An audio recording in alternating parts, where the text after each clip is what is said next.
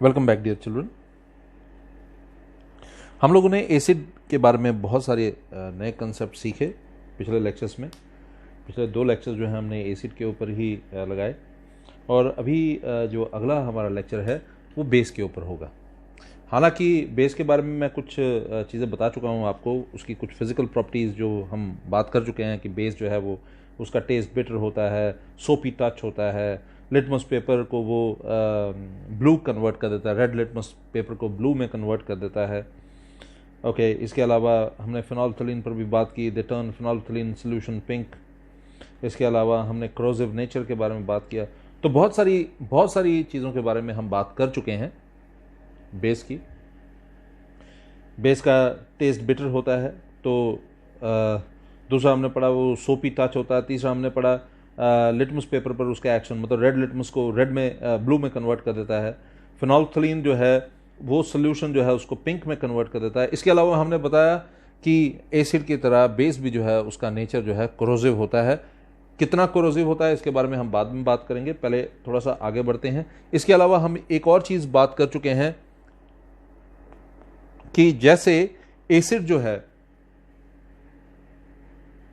उसमें conduction of electricity possible होता है, like acids the solution of basis in water also conduct electricity. तो ये चीज़ें तो हम पहले बात कर चुके हैं, लेकिन अभी जो हम बात करेंगे we are going to study chemical properties of bases. We are going to study the chemical properties of bases. So सबसे पहली केमिकल प्रॉपर्टी के बारे में हम बात कर लेते हैं। सबसे पहली केमिकल प्रॉपर्टी जो हमने एसिड में भी स्टडी की थी और वो ये है कि एसिड और बेस, जब भी एसिड और बेस आपस में रिएक्ट होते हैं, इस फिनोमेना को हम बोलते हैं न्यूट्रलाइजेशन रिएक्शन। जब एक इक्वल स्ट्रेंथ वाले एसिड और बेस जो है, मतलब एक स्ट्रॉन्ग एसिड और एक स्ट्रॉन्ग बेस रिएक्ट करेंगे तो सॉल्ट की फॉर्मेशन होगी, साथ में वाटर की फॉर्मेशन होगी। आपको पता है ये इस रिएक्शन को हमने नाम दिया था न्यूट्रलाइजेशन रिएक्शन। हमने पहले भी इसके बारे में पढ़ा जब हम एसिड की प्रॉपर्टीज़ को स्टडी कर रहे थे। ऐसा क्या होता है कि हम इसको न्यूट्रलाइजेशन रिएक्शन बोलते हैं, या इसमें एसिड और बेस की रिएक्शन के वक्त होता क्या है? एसिड और बेस की रिएक्शन के वक्त क्या होता है? H पॉजिटिव आयन यहाँ से आता है, OH नेगेटिव आयन यहाँ से आता है, और H पॉजिटिव आयन और OH नेगेटिव आयन जो है मिलकर वाटर की फॉर्मेशन करते हैं और पीछे जो बन जाता है NaCl। ये मैंने एग्जाम्पल आपके लिए लिखी हुई है, HCl plus sodium hydroxide. HCl एक स्ट्रॉन्ग एसिड है, सोडियम हाइड्रोक्साइड एक स्ट्रॉन्ग बेस है। तो जब ये दोनों रिएक्ट करते हैं, सोडियम क्लोराइड सॉल्ट की फॉर्मेशन होती है, साथ में वाटर की फॉर्मेशन होती है। एक और देखिए, sulphuric acid sodium hydroxide react कर रहे हैं, सोडियम सल्फेट की फॉर्मेशन हो रहा है, वाटर यहाँ पर बन रहा है। Nitric acid magnesium hydroxide react कर रहा है, मैग्नीशियम नाइट्रेट की फॉर्मेशन हो रही है, साथ में वाटर की फॉर्मेशन हो रही है। तो आपने यहाँ पर देखा हर जगह एक सॉल्ट और वाटर, सॉल्ट और वाटर, सॉल्ट और वाटर की फॉर्मेशन हो रही है। तो इस तरह के रिएक्शन को वी कंसिडर न्यूट्रलाइजेशन रिएक्शन। हम इनको बोलते हैं कि ये कैसी रिएक्शन है, ये न्यूट्रलाइजेशन रिएक्शन है। So bases react with acids to form salt and water and the process is popularly known as neutralisation reaction. ठीक है जी, हम लोग क्या स्टडी कर रहे हैं? We are studying chemical properties of bases and acid और बेस आपस में जब रिएक्ट करते हैं तो क्या होता है, ये अभी हमने देखा with the help of examples. ठीक है, अब हम आगे बढ़ते हैं। Reaction of a base with metals. Reaction of a base with metals समझाने से पहले मैं आपको एक चीज़ बताता हूं, और वो ये है, आपने इस बात को अच्छे से समझ लेना है कि जब आप बात करते हो मेटल्स की और साथ में बात करते हो गैसेस की, तो एक बात आपने हमेशा याद रखनी है, all the metals do not react with bases to form salts and hydrogen gas.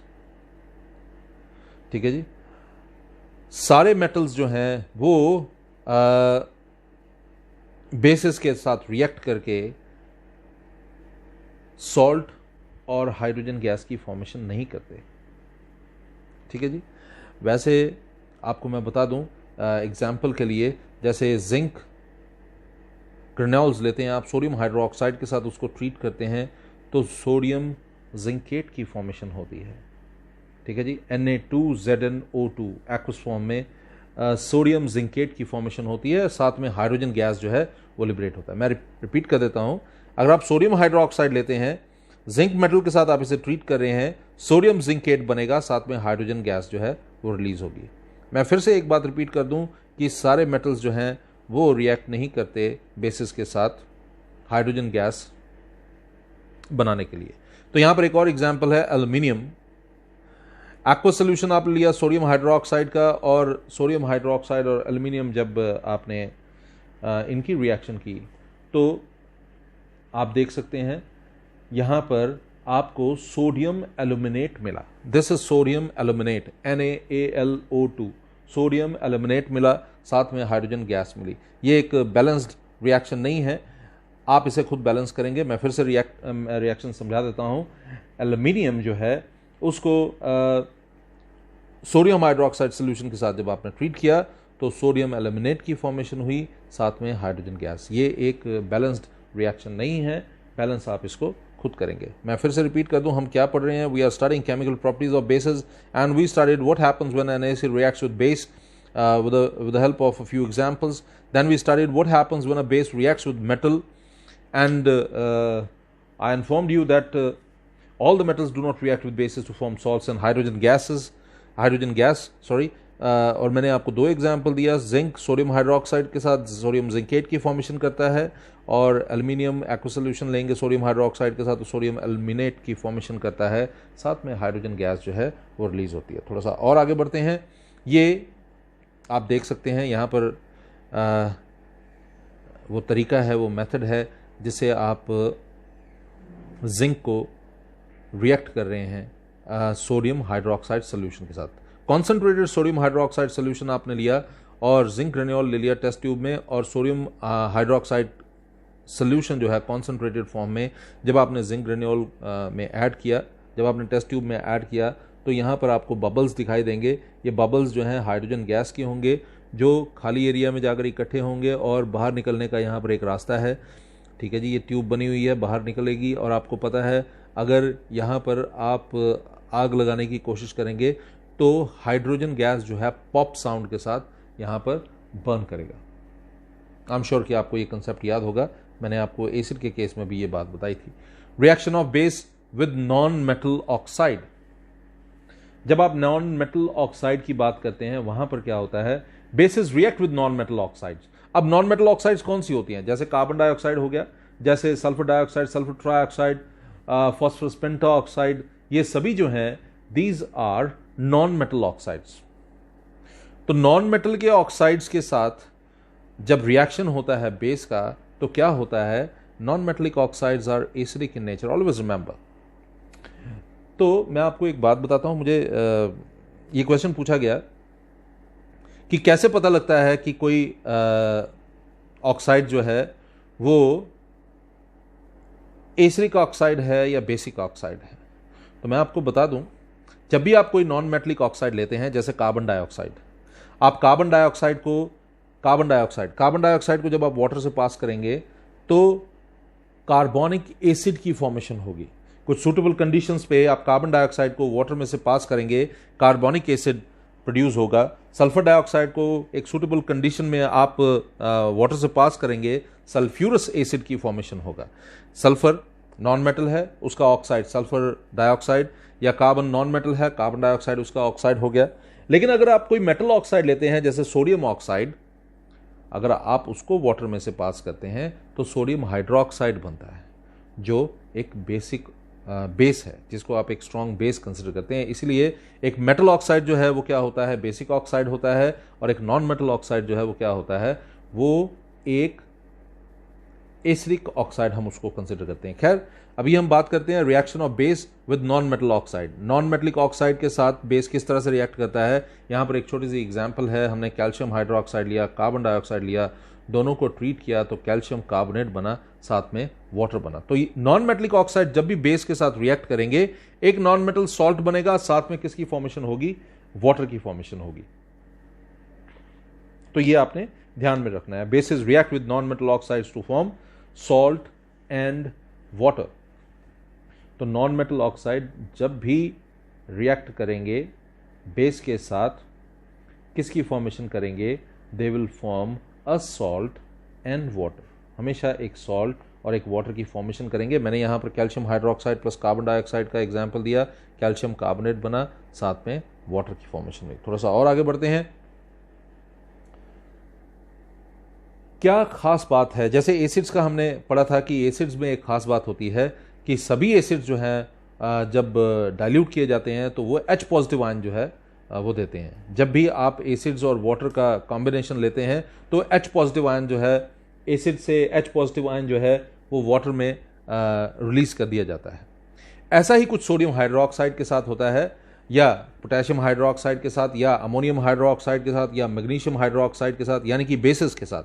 Basis के साथ भी कुछ ऐसा ही होता है। अगर आप बेसिस लेते हैं और वाटर से उसको डाइल्यूट करते हैं, आपने जैसे यहाँ पर एक एग्जांपल मैं दे रहा हूँ, सोडियम हाइड्रोक्साइड और वाटर लिया, आपने इसको डाइल्यूट किया तो Na पॉजिटिव आयन और OH नेगेटिव आयन की फॉर्मेशन होती है। जब कभी आप एक बेस लेते हैं और वाटर में उसको ऐड करते हैं या बेस को डाइल्यूट करते हैं वाटर में, तो हमेशा OH नेगेटिव आयंस की फॉर्मेशन होती है। ठीक है जी। एसिड्स को जब डाइल्यूट किया जाता है, एसिड्स में जब वाटर मिक्स किया जाता है तो किसकी फॉर्मेशन होती है? H पॉजिटिव आयन की फॉर्मेशन होती है। और जब बेस में वाटर ऐड किया जाता है तो OH नेगेटिव आयन की फॉर्मेशन होती है। तो मैं एक बार फिर से रिपीट कर दूं, आपको याद होगा मैंने पीछे आपको न्यूट्रलाइजेशन के बारे में बताया था। न्यूट्रलाइजेशन में जब भी एक एसिड और बेस आप रिएक्ट करते हैं H2O की फॉर्मेशन होती है। उसका रीजन क्या होता है? HCl से H पॉजिटिव आयन रिलीज होता है, जो मैंने आपको बताया, और सोडियम हाइड्रोक्साइड से OH नेगेटिव आयन रिलीज होता है। ये H positive ion OH negative ion मिलकर H2O की फॉर्मेशन करते हैं, वाटर की फॉर्मेशन करते हैं। थोड़ा सा और आगे बढ़ते हैं। अब हम बात करते हैं, देखिए कुछ और एग्जाम्पल्स हैं यहाँ पर। मैंने sodium hydroxide, potassium hydroxide, ammonium hydroxide और मैग्नीशियम हाइड्रोक्साइड। थोड़ा सा आगे चलते हैं। अब हम बात करते हैं एल्कली की। What do you mean by an alkali? Alkali क्या होता है? एल्कली आप किसको कहते हैं? किसको आप एल्कली कह सकते हैं? Water soluble bases are called alkali. A base which is soluble in water is called an alkali. एक बेस जिसको आप पानी में डिसॉल्व कर सकते हैं उसको आप एल्कली का नाम देते हैं। उस सोल्यूशन को आप एल्कलाइन सोल्यूशन बोलते हैं।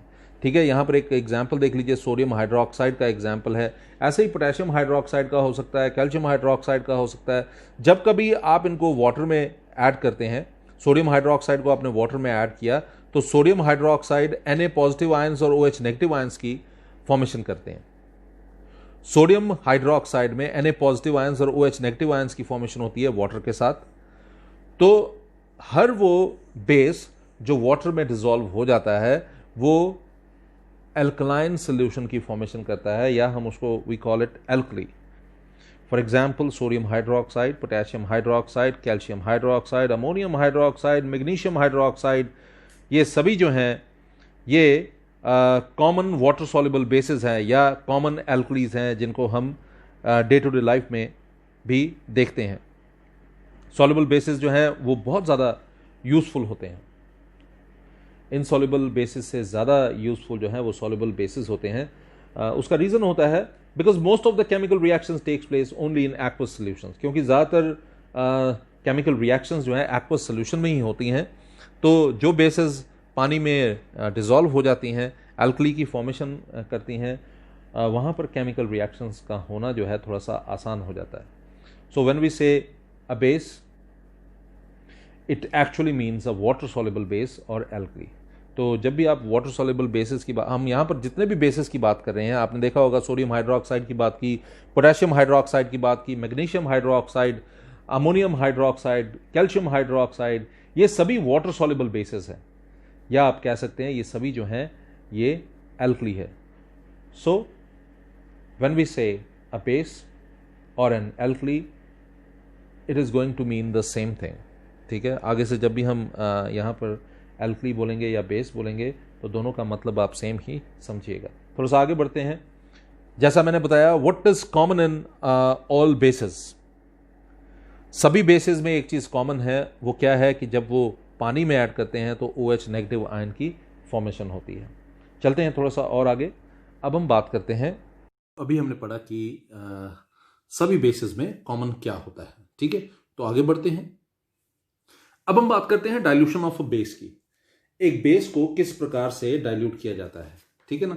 आपको याद होगा हमने एसिड को डाइल्यूट किस तरह से किया जाता है इसके बारे में डिस्कस किया था, और वहां पर आपको याद होगा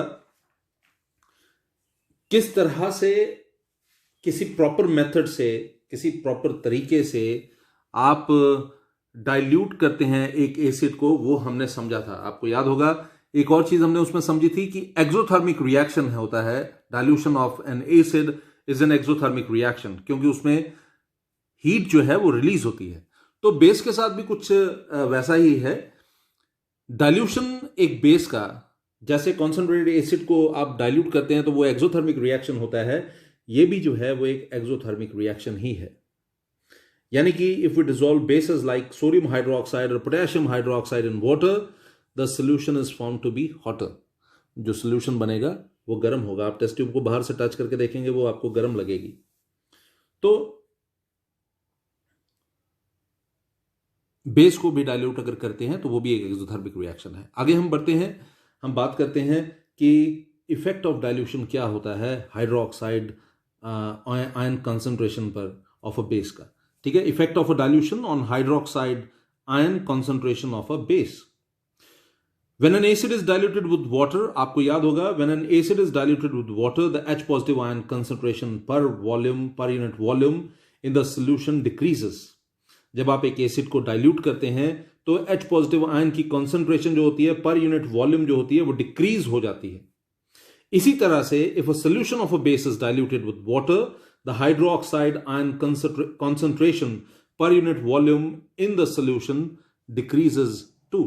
यानी कि OH नेगेटिव आयन जो है उसका कॉन्सेंट्रेशन पर यूनिट वॉल्यूम जो होता है उस सोल्यूशन में, उस बेस के सोल्यूशन में, वो डिक्रीज हो जाता है।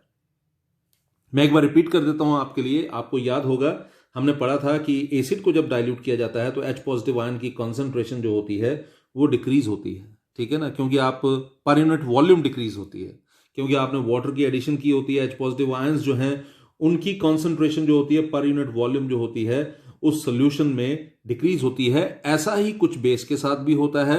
जब आप बेस की डाइल्यूशन करते हैं तो OH नेगेटिव आयन जो है उसकी कॉन्सेंट्रेशन पर यूनिट वॉल्यूम जो होती है सोल्यूशन में वो कम हो जाती है।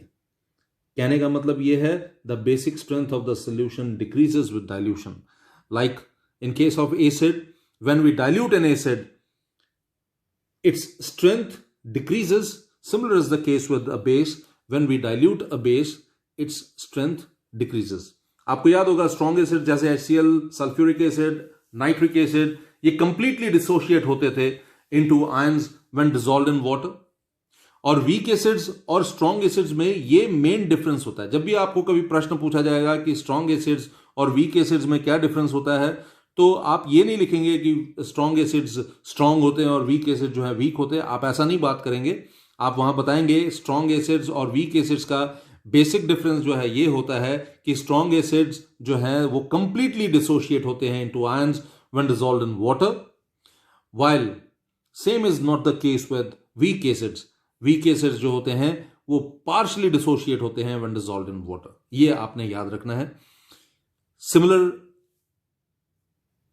आप डिफरेंशिएशन जब करेंगे बेसिस को और स्ट्रॉन्ग बेसिस को और वीक बेसिस को, वहां पर भी आपने कुछ इसी तरह से बताना है कि स्ट्रॉन्ग बेसिस जैसे like sodium hydroxide, potassium hydroxide dissociate completely when dissolved in water, okay, and weak bases like ammonium hydroxide, calcium hydroxide, etc. dissociate partially when dissolved in water. This is the major difference. ये main difference है जिसको आप बड़े आराम से बता सकते हैं। अब एग्जाम्पल के साथ समझते हैं। यहां आप देखिए HCl है। जब वाटर आप उसमें जब आप इसको डाइल्यूट करेंगे HCl को वाटर के साथ, तो H पॉजिटिव आयन की फॉर्मेशन होती है और Cl नेगेटिव आयन की फॉर्मेशन होती है। मुझे अभी किसी ने थोड़े दिन पहले पूछा था कि H पॉजिटिव आयन का फिर क्या होता है। तो H पॉजिटिव आयन जो है वो वाटर के साथ H2O के साथ H पॉजिटिव आयन जुड़ जाता है और हाइड्रोनियम आयन की फॉर्मेशन करता है H3O पॉजिटिव आयन की, ठीक है जी। और Cl नेगेटिव आयन की फॉर्मेशन हुई है, यहां पर आप देख सकते हैं। ऐसे ही नाइट्रिक एसिड है। डाइल्यूशन की H पॉजिटिव आयन की फॉर्मेशन हुई और साथ में नाइट्रेट आयन की फॉर्मेशन हुई। ऐसे ही हम सल्फ्यूरिक एसिड के बारे में बात करते हैं, डाइल्यूशन की आपने H पॉजिटिव आयन की फॉर्मेशन हुई और साथ में सल्फेट आयंस की फॉर्मेशन हुई। थोड़ा सा आगे और देख लीजिए, ये वीक एसिड्स हैं, ये कंप्लीटली डिसोशिएट नहीं हो सकते। और मैं आपको एक और बात बता दूं, इन एग्जांपल्स को देखकर आप नहीं बता सकते कि ये वीक है या स्ट्रांग है। जैसे ये स्ट्रांग एसिड है, आप देखिए यहां पर भी वही प्रोसेस चल रहा है और यहां पर भी वही प्रोसेस चल रहा है, तो आपको इसमें नहीं पता लग सकता। लेकिन एक बात जो आप बड़े ध्यान से अगर देखें तो ऑब्जर्व करेंगे, यहां पर सिंगल एरो है और यहां पर जो है वो डबल एरो है, ठीक है ना। इन case of weak acids their dissociation or ionization is represented by putting a double arrow. Always remember, इनकी ionization जो है इस डबल एरो से रिप्रेजेंट की जाती है। यहां पर आप देखिए सिंगल एरो है, यहां पर आप देखिए तो डबल एरो है। इस डबल एरो से डिसोसिएशन जो है, आयनाइजेशन जो है वीक एसिड्स की रिप्रेजेंट की जाती है, ठीक है जी। तो ये वीक एसिड्स की आयनाइजेशन हम इस तरह से रिप्रेजेंट कर रहे हैं।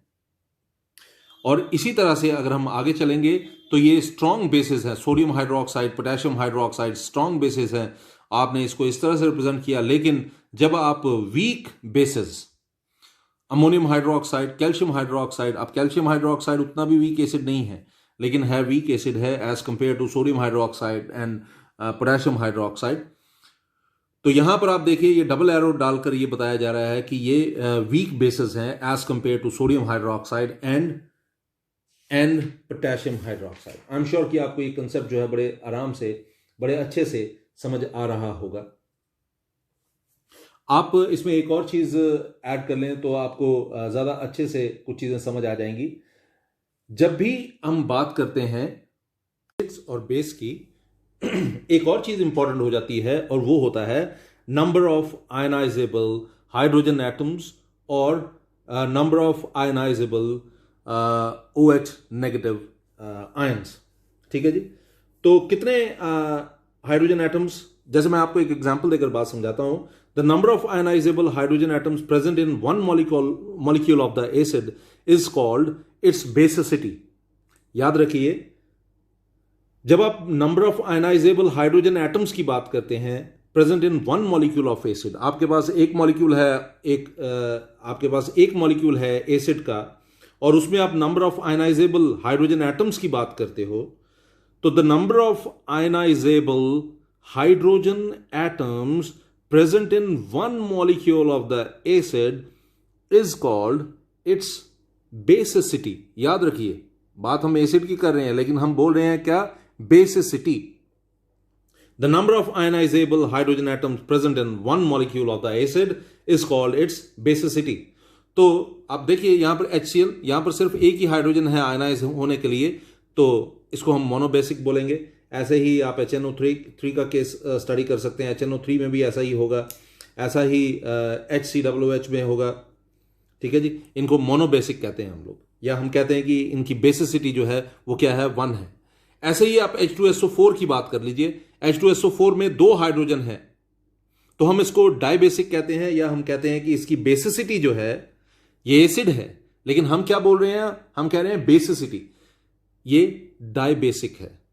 ऐसे ही H3PO4 है सल्फ्यूरस एसिड, ठीक है जी, ये सल्फ्यूरस एसिड है और सल्फ्यूरस एसिड हम ट्राइबेसिक जो है वो कंसीडर करेंगे। जब आप बेस की बात करते हैं, जैसे हम बात करते हैं अमोनियम हाइड्रोक्साइड की, तो इसको हम मोनो एसिडिक मानते हैं क्योंकि यहां पर सिर्फ एक OH पार्ट है। The number of hydroxide ions produced on dissociation of one molecule of the base is called its acidity. So that is why we say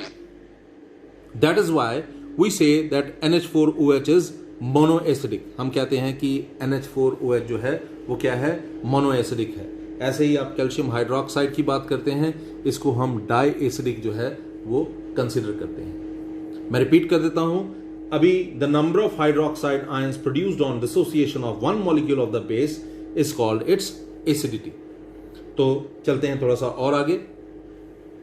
अब हम बात करते हैं यूनिवर्सल इंडिकेटर की। आपको याद होगा यूनिवर्सल इंडिकेटर के बारे में मैंने आपको बताया था, तो वहां पर थोड़ी सी कंफ्यूजन थी कुछ बच्चों को। तो उस कंफ्यूजन को दूर करने के लिए ही मैं अभी आपको ये दोबारा से जो है वो बताने जा रहा हूँ। जब हम कॉमन इंडिकेटर्स की बात करते हैं, आपको याद होगा कॉमन इंडिकेटर्स जैसे लिटमस पेपर है, तो लिटमस पेपर की हेल्प से आप ये पता कर सकते हैं कि जो सोल्यूशन आप देख रहे हैं, चेक कर रहे हैं, वो सोल्यूशन जो है वो एसिडिक है या बेसिक है, आपको ये पता लग सकता है। लेकिन किस एक्सटेंट पे वो एसिडिक है या किस एक्सटेंट पे वो बेसिक है, ये पता करना जो है ये पॉसिबल नहीं होता। सो the common indicators cannot tell us the relative strengths of acids or bases. For example, litmus can tell us that sulfuric acid and vinegar are both acidic, but it cannot, can it distinguish acidic acid and sulfuric acid? क्या sulfuric acid और acetic acid को distinguish कर सकता है? Possible ही नहीं है. So, thus to obtain an idea of how acidic or basic a substance's universal indicator is used.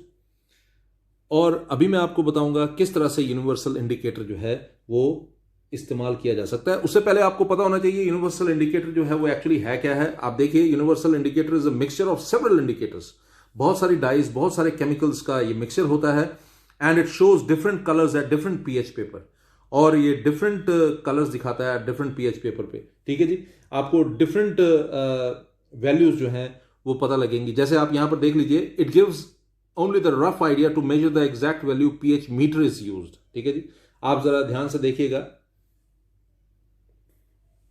अगर suppose करो आप यूनिवर्सल इंडिकेटर का यूज करते हैं और कलर आ जाता है ये, ठीक है जी, तो इसका लेवल है 0। अगर ये आ गया तो इसका लेवल है 1, अगर ये कलर है तो लेवल है 2, अगर ये है तो 3। इसी तरह से आप कलर देख लीजिए और आगे जो है उसकी वैल्यू जो है वो मेंशन्ड है।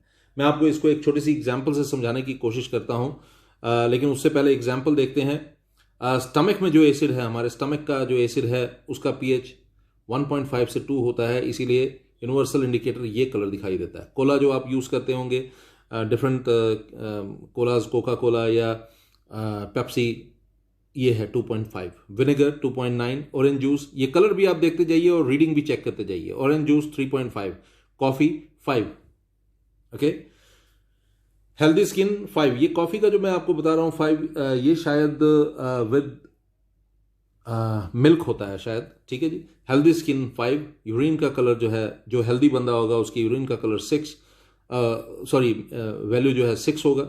जब आप चेक करेंगे पीएच वैल्यू उसकी तो 6 होगी। ये प्योर वाटर है, और ये बहुत सारी और चीज़ें हैं जो आप देख सकते हैं सामने, उनके कलर के साथ रीडिंग्स भी जो हैं वो दी हुई हैं। मैं आपको एक छोटी सी और एग्जांपल देकर बात समझाता हूं, आप ध्यान से इसको समझिएगा। एक और ये देखिए, अब सपोज करिए आपको चेक करना है कि जो आप चीज इस्तेमाल में ला रहे हैं उसका लेवल क्या है, वो कितना एसिडिक है या कितना बेस है। ठीक है जी, तो इस तरह का पेपर होता है। तो आप देख सकते हैं, अगर सपोज करो आपने यूज किया किसी सोल्यूशन के साथ, ये कलर में ये चेंजेस आ सकती हैं। फिर ये चेंजेस जो कलर में आ रही हैं ये आप देख रहे होंगे। वैसे तो ये कलर है पेपर का, लेकिन इतना पोर्शन आपने सोल्यूशन में डिप किया तो ये इस तरह से बन गया, आप देख पा रहे होंगे। और जब आप इसको इस तरह से नोटिस करते हैं तो आपको पता लगता है कि एक्चुअली जो सब्सटेंस है उसका लेवल जो है क्या है। अब इन कलर्स को आप क्या कर सकते हैं, आप मैच कर सकते हैं जो आपके पास रीडिंग है, जो कलर्स हैं उनके साथ, और बता सकते हैं कि ये रीडिंग जो है इसकी क्या होनी चाहिए। ठीक है जी, तो चलते हैं, आप ध्यान से सुनिएगा। अगर सपोज करिए आपके पास कोई भी केमिकल है और आप उसका चेक करना चाहते हैं level, if on putting the drop of solution, आप देखिए, if on putting the drop of solution on the universal indicator paper, the paper turns dark red, then its pH will be around 0 and hence it will be a strong acid, है ना। On the other hand, if an orange colour is produced, then the pH will be about 4, और definitely ये एक weak acid होगा। There are also different colours produced with different basic solutions या alkaline solutions आप उनको बोलते हैं। The weakly basic solutions produce blue colour, whereas highly basic solutions give violet color with universal indicator। लेकिन पानी की जब आप बात करते हैं, मैंने अभी आपको दिखाया भी था, water will produce a green color with universal indicator। ये है प्योर वाटर और ये ग्रीन कलर जो है ये दिखाता है। ठीक है जी, आप देख पा रहे होंगे। चलते हैं थोड़ा सा और आगे। अब हम बात करते हैं हमारे डे टू डे लाइफ में इंपॉर्टेंस क्या है इन पीएच की। ठीक है जी। हमारे डे टू डे लाइफ में इन पीएच की क्या वैल्यू है, अब हम उसके बारे में बात करते हैं। ये सब हम कर चुके हैं, आप देख रहे हैं ये सारी चीज़ें जो हैं हम ख़त्म कर चुके हैं। अब हम बात करते हैं कि हमारे डे टू डे लाइफ में जो पीएच है इसकी क्या इम्पोर्टेंस है। तो वैसे तो मैं ये आपके लिए छोड़ना चाहता हूं, इसलिए एक छोटी सी बात के साथ इसको ख़त्म करूंगा। छोटी सी एग्जांपल, हमारे डाइजेस्टिव सिस्टम का पीएच, ठीक है जी। जब बहुत ज़्यादा एसिड बढ़ जाता है हमारे डाइजेस्टिव सिस्टम में, जब स्टमक में बहुत ज़्यादा एसिडिटी हो जाती है तो हम मिल्क ऑफ मैग्नीशिया लेते हैं, डाइजीन नाम की दवाई लेते हैं, या और भी बहुत सारी ऐसी चीज़ लेते हैं। वो क्या करते हैं, वो एसिड को न्यूट्रलाइज करने में हेल्प करते हैं। ऐसे ही हमारे माउथ के अंदर जब एसिड का लेवल जो है बढ़ जाता है तो उसके कारण एनिमल को नुकसान होना शुरू हो जाता है। हमारे माउथ में लेवल जो है 6 के करीब होना चाहिए, लेकिन जब 6 के से नीचे गिरना शुरू होता है, 5.5 से नीचे जाना शुरू होता है, तो एसिड लेवल जो है बढ़ना शुरू हो जाता है, जिसके कारण टूथ डिके जो है वो शुरू हो जाता है। आपको पता होगा हमारे टूथ का एनिमल जो है ये कैल्शियम फॉस्फेट से बना होता है, जो हल्के से एसिड से भी कोरोड होना शुरू हो जाता है। इसीलिए हमें बोला जाता है कि हमें ब्रश जरूर करना चाहिए, क्योंकि ब्रश करने से क्या होता है, हमारे माउथ का अल्कलाइन लेवल जो होता है बढ़ जाता है, एसिडिक लेवल जो है वो क्या हो जाता है, वो कम हो जाता है। मतलब हमारे माउथ के अंदर जो आप कह सकते हैं, we can lessen the chances of suffering from tooth decay by changing our eating habits. आप शुगरी फूड ना खाइए। तो अब देखिए, शुगर जो हम कंज्यूम करते हैं वो बेसिकली रिस्पॉन्सिबल होती है हमारी बॉडी, उसके ऊपर आपको पता है माइक्रो ऑर्गेनिजम्स एक्ट करेंगे। माइक्रो ऑर्गेनिजम्स एक्ट करने के साथ क्या होता है, उन शुगर्स पर जब माइक्रो ऑर्गेनिज्म एक्ट करते हैं तो शुगर प्रोडक्ट जो भी होगा, चॉकलेट होगा, कैंडी होगी, टॉफीज होंगी, आइसक्रीम होगी, स्वीट होगा, कुछ भी होगा, तो एसिड की प्रोडक्शन होती है। और टूथपेस्ट जो होता है उस एसिड को बेस में कन्वर्ट कर सकता है। कैसे आप समझ सकते हैं, जो टूथपेस्ट होता है उसका लेवल जो होता है 8 होता है, पीएच लेवल उसका 8 होता है, और वो न्यूट्रलाइज कर देता है। ठीक है जी। सो मैं तो आपको बोलूंगा न्यूट्रलाइज तो वो हो जाता है टूथपेस्ट के साथ, लेकिन उसके बाद आप लोगों को माउथ वॉश का भी यूज करना चाहिए। चलते हैं थोड़ा सा आगे। प्लांट्स और एनिमल्स भी बड़े सेंसिटिव होते हैं पीएच चेंजेस को लेकर। ठीक है जी। इसीलिए क्या होता है, जो एग्रीकल्चर लैंड होती है उसका पीएच जो है टाइम टाइम पर चेक किया जाता है। ना उसको ज़्यादा एसिडिक होना चाहिए, ना उसको बेसिक होना चाहिए। ठीक है जी। तो उसका ध्यान रखना जो है वो बड़ा ज़रूरी होता है। एनिमल्स और प्लांट्स भी जो है अपने बचाव के लिए इस पीएच सिस्टम का यूज करते हैं। आपको पता होगा बहुत सारे ऐसे प्लांट्स और एनिमल्स होते हैं जिनको अगर आप टच भी कर दें तो आपकी बॉडी जो है उसमें इन्फेक्शंस हो जाती हैं या सूजन हो जाती है। जैसे एक हनी बी जो है, if it stings, if bee stings, तो वो बेसिकली क्या करती है, आपकी बॉडी के अंदर एसिड जो है वो छोड़ देती है। एक एंट जब स्टिंग करती है तो वो आपकी बॉडी के अंदर मेथनोइक एसिड जो है वो छोड़ देती है। When a wasp stings, it injects an alkaline liquid into the skin. ठीक है ना। तो अगर उस जगह पर अगर आप विनेगर लगाएंगे तो आपको बहुत फर्क पड़ेगा, क्योंकि अल्कलाइन लिक्विड उसने वास्प ने डाला होता है, आप विनेगर लगाते हैं, न्यूट्रलाइजेशन हो जाती है। अगर एंट ने स्टिंग किया और मेथनोइक एसिड लग गया, आप उसके ऊपर हल्का सा टूथपेस्ट लगा लीजिए, ठीक है जी, या बेकिंग सोडा लगा लीजिए, उससे आपको फर्क पड़ना शुरू हो जाएगा। एक प्लांट है नेटल प्लांट, एक वाइल्ड प्लांट होता है, हर्बेशियस प्लांट है, जंगलों में पाया जाता है। नेटल लीव्स जो हैं उनके ऊपर स्टिंगिंग हेयर होती हैं। सो अगर एक आदमी जो है, कोई भी इंसान जो है, वो उसको टच करता है एक्सीडेंटली, तो स्टिंगिंग हेयर जो होते हैं नेटल लीव्स की, वो हमारी बॉडी के अंदर मेथनोइक एसिड जो है इंजेक्ट कर देते हैं, जिसके कारण एक बर्निंग सेंसेशन पैदा होती है, बहुत ज़्यादा पेन होता है। इसको न्यूट्रलाइज करने के लिए बेकिंग सोडा का यूज़ किया जा सकता है। तो ये आपने पढ़ा कि बहुत सारे ऑर्गेनिज्म जो है किस तरह से पीएच को सेल्फ डिफेंस के लिए यूज़ करते हैं। आई एम श्योर कि ये कंसेप्ट आज का जो था वो आपको बहुत अच्छे से समझ आया होगा। फिर भी यदि कोई परेशानी होगी तो ज़रूर आप कमेंट बॉक्स में लिखिएगा, आपके प्रश्नों का उत्तर देने की कोशिश करूँगा। Good day.